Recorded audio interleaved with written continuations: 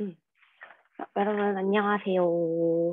오늘은 어제 시간에 이어서 그 농민 봉기하고 그다음에 예언 사상, 새로운 사상인 예언 사상을 한번 학습을 하도록 하겠습니다. 오늘은 학교여서 얼굴이 나오고 있네요.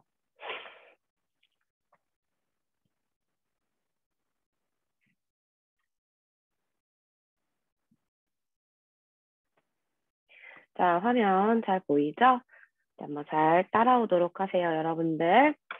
자, 새로운 사상이 유행을 했대요. 근데 여러분들 역사를 항상 보면은 항상 끊임없이 새로운 사상이 나타나요. 그리고 그런 새로운 사상은 기층민들의 마음을 움직이게 되면은 그 기층민들이 또 그 새로운 사상을 많이 믿게 된다는 거를 우리가 학습을 했었을 거예요.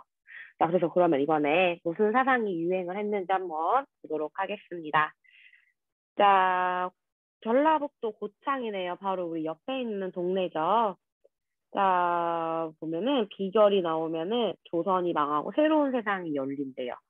어려운 생활로 허덕이는 당시 백성들이 미륵이 내려와서 우리의 고통을 없애주기를 바랬다라고 하는데요. 한번 보겠습니다. 자, 서학입니다. 서학. 자, 서학은 뭐냐면은 서양의 학문이어가지고 서학이라고 합니다. 자, 실학은 여러분들이 잘 알고 있겠지만 음, 성리학은 뭐냐면은 도덕, 그러니까 이제 사람을 다스리는 시인도 있고요. 그다음에 개인적으로 도덕적으로 수양을 하는 이게 같이 이제 좀 연계된 학문인데요. 자, 이렇게 이제 17세기가 되면 될수록 도덕 수양에 더 그 치우치게 됩니다. 왜냐면은 살인이 집권을 하기도 했어서 도덕 수양에 더 어, 그렇게 확대가 되는데 이렇게 도덕 수양만 하다 보니까 막 기가 바란다, 이가 바란다 해서는 이기 논쟁도 있고 그러거든요. 그런 것만 하다 보니까 실제 농민들 생활은 너무 힘들고 어려운데 그 어렵고 힘든 거를 도움이 전혀 되지 않는 학문, 그러니까 도움이 되지 않았던 거야. 그러다 보니까 실제로 우리 농민들한테 도움이 되는 학문이 무엇이 있을까라고 해가지고는 여러분들 그래서 나오게 되는 거가 실학사상이 나오게 되는 거예요.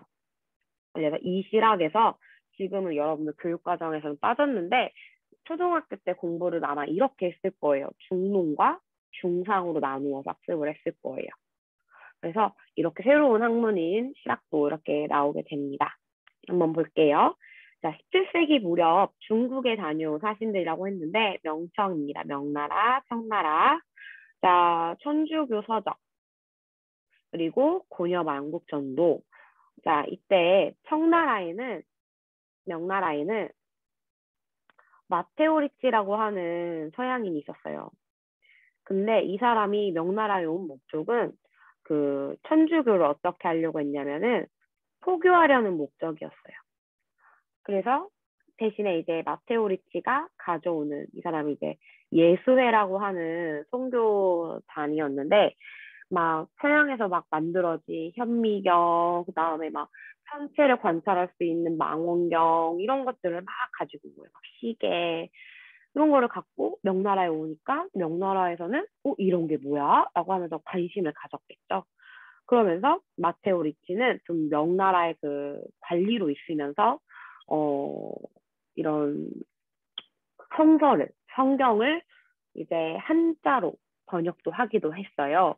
그래서 그 번역을 한 거가 좀 이따 나올 텐데 천주실이라는 책도 만들고요. 그 다음에 세상은 정말 넓다라고 하는 고려만국전도도 만들게 됩니다. 그래서 오른쪽에 보게 되면은 고려만국전도가 이렇게 나와 있어요. 그래서 마테오 리치가 명나라 머문 시기에 맞는 제작한 건데요. 이때부터 세상은 둥글고 그다음에 중국뿐만 아니라 다른 여러 가지 큰 대륙들도 있구나라고 하는 것을 알게 되는 거예요.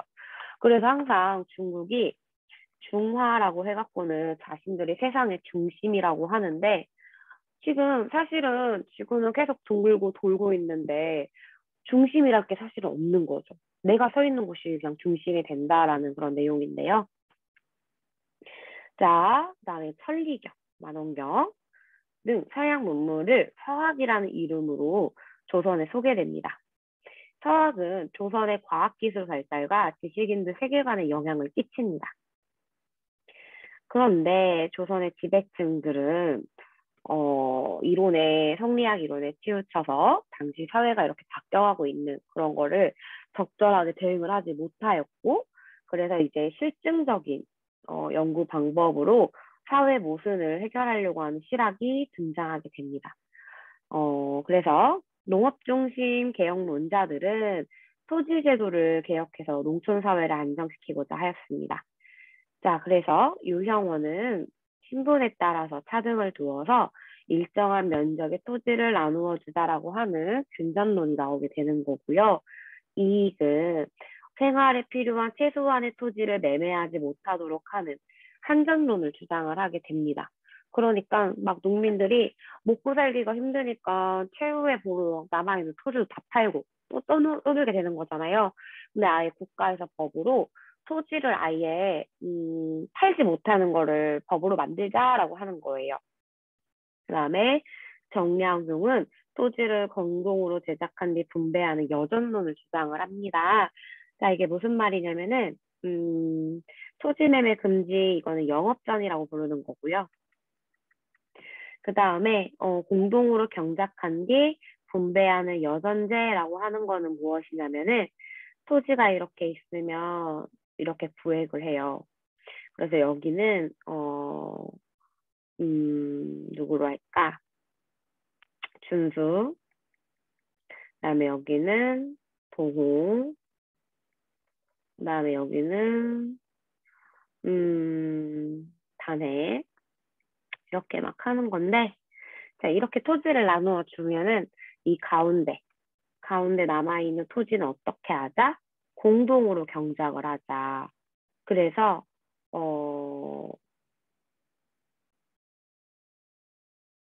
선생님 말 잘못했다. 이거는 정전제를 지금 설명하고 있었네요. 미안합니다. 공동 경작해서 납부하자라고 하는 정정제를 주장을 했다가 사실은 이게 실현 가능성이 별로 없죠. 그래서 여전제로 나중에 바꾸게 됩니다.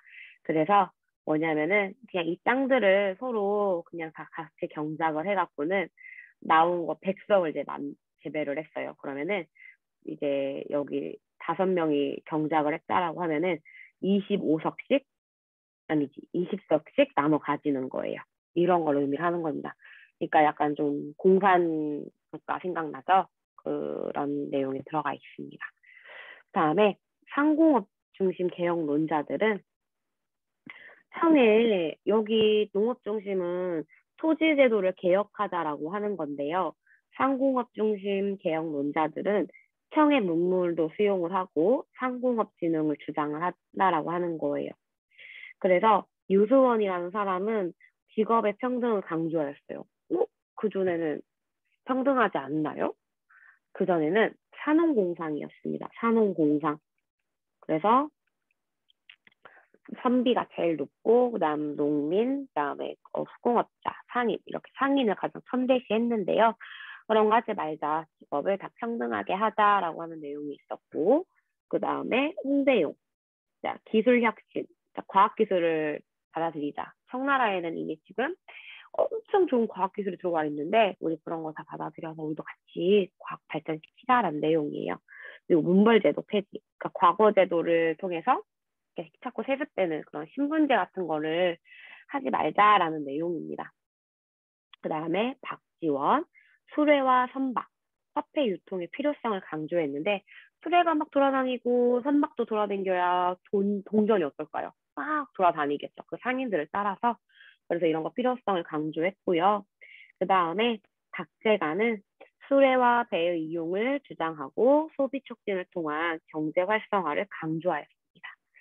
박제가도 역시나 박지원처럼 수레와 배를 이용을 했습니다.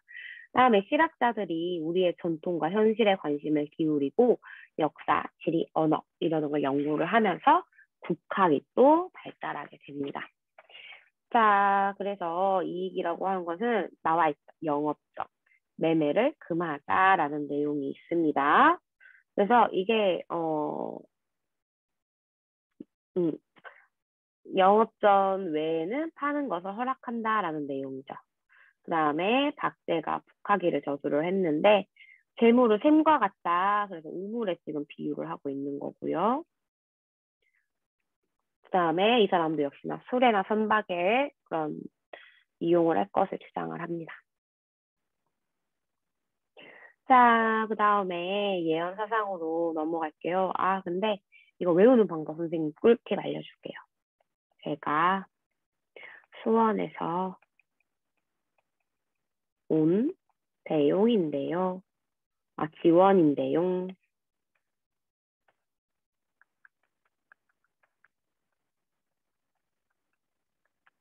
이 갖고는 박제가 유수원, 박지원, 홍대용 해가지고는 지금 다 뭐예요? 상공업자들이죠. 상공업 중심 계약론자들이죠. 그렇죠? 자, 그럼 넘어갈게요.